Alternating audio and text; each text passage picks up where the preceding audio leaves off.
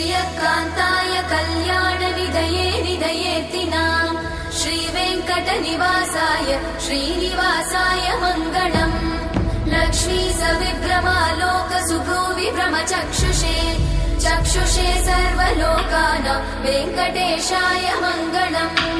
श्रीवेङ्कटाद्रिशृङ्गाग्र